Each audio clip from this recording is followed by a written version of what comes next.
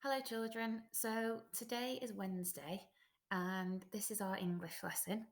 And we're moving on from looking at modal verbs and reading the comprehension about plastic pollution. And today, you're actually going to be planning your letter to the MP, the local MP, about the plastic crisis and informing him of how bad it is and trying to persuade him that we can do more in our local area to help with plastic pollution. Okay, so the first thing you're going to do in today's lesson is to go through the PowerPoint called How to Write Formal Letters. This is just to recap the way that we set out a formal letter when we're writing. Okay, so you'll go through this and it will explain to you what a formal letter is, what kind of structure there should be, what sort of language you should use, um, and how it should be organised. Okay. So then, once you've done that and you've been through this, you're then going to move on to this really important document here.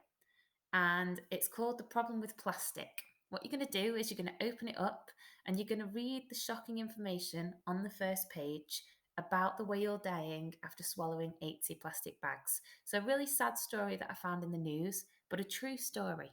Okay, so it's a true anecdote, which is a little story about how bad the plastic crisis has become.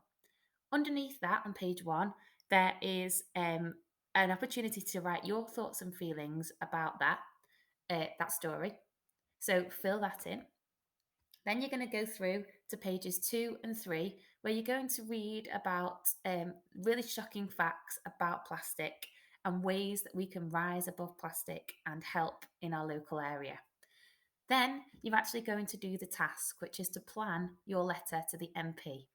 So in the letter, you're going to be writing in 4 sections as it informs you on the worksheet. You're going to say why you're writing, introduce yourself, maybe start with an amazing fact about plastic, explain to the MP some of the problems caused by plastic, and there's a space for you to fill those in on the sheet. Make some suggestions about what might be done to overcome the problems, so giving that MP some solutions that we could have in our local area, and then ending your letter with telling the MP what you would like them to do. Okay, so actually, what you would like them to do. So it's a formal letter, right? It's a formal letter. It needs to be set out in a formal way. You need to think about who you're writing to. Because it's a formal piece of writing, we're not going to use things like contractions because they aren't very formal. So can't and isn't, you would say is not and cannot. You're going to think about the language you would use, how you would speak to somebody in a formal way, and you're also going to think about the facts and the information you need to include when you're planning. Thank you.